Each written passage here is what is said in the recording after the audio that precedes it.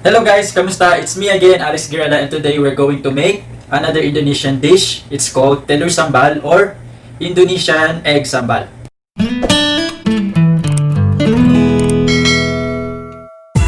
Sambal Telur, or also known as Egg Sambal, is an Indonesian and Malay dish whereby hard-boiled eggs are fried and coated in a spicy sambal sauce. It's a spicy food, but you may definitely adjust the spiciness to your liking.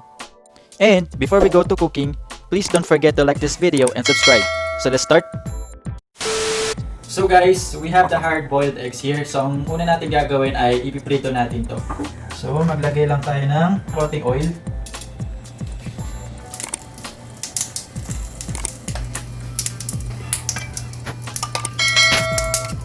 Prito lang natin tong mga itlog hanggang sa maging crispy yung kanyang outer skin. Bakit nga ba kailangan pa i-fry yung itlog? Actually guys, it's an Indonesian traditional way of cooking this recipe. Also, frying it will make the outer layer of the eggs crispy.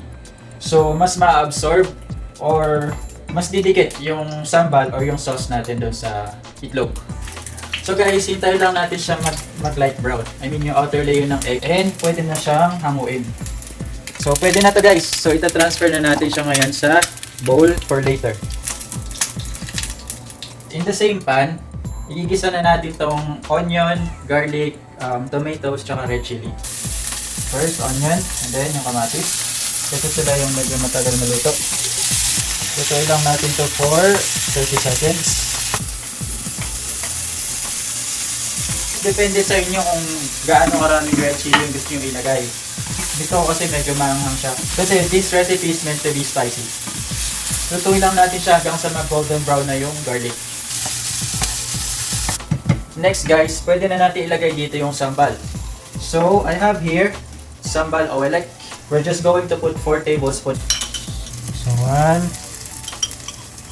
2, 3, and 4.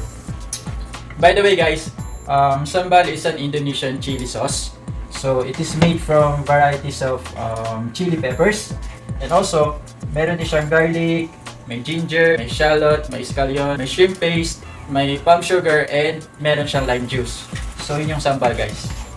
So now guys, we're going to put 1 teaspoon of salt.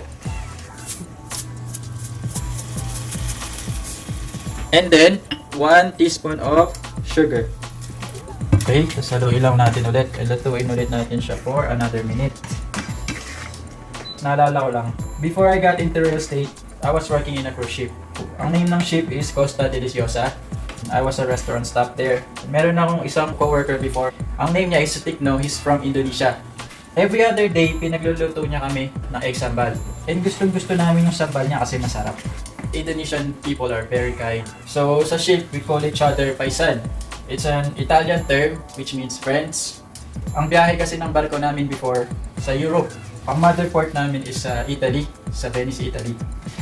Kaya nakasanay na namin tawagin yung paisan, yung isa't isa.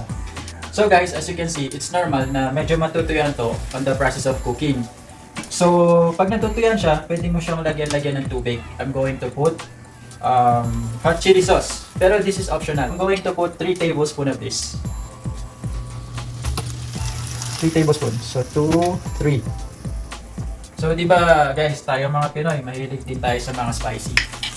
Lutuin lang natin to ng 8 minutes before natin ilagay yung egg.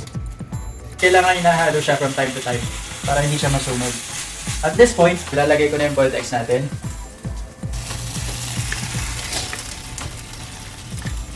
Guys, nakikita nyo, medyo natutuyaan na siya. So, I'm going to put konting water. Lulutuin natin siya for another 5 minutes. Okay?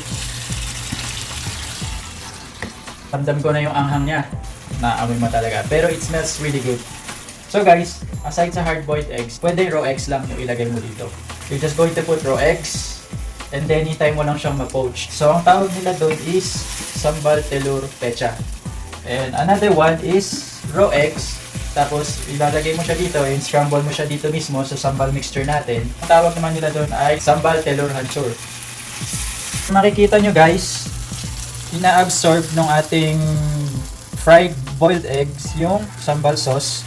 Kasi nga, crisp yung kanyang outer skin. Pwede na to guys. Pwede na natin tong ilipat sa plate. Guys, look at that. It looks really delicious.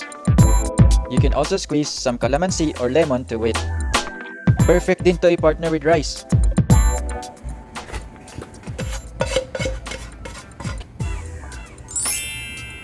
So guys, I present you my version of Egg Sambal or Telur Sambal. Siyempre, titikman natin to.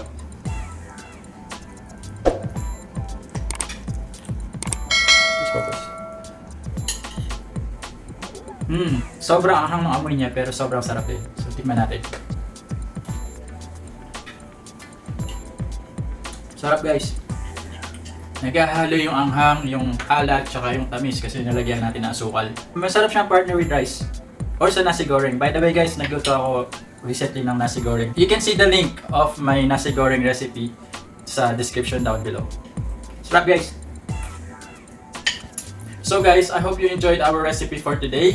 Please don't forget to like and subscribe. Thank you! Terima kasih!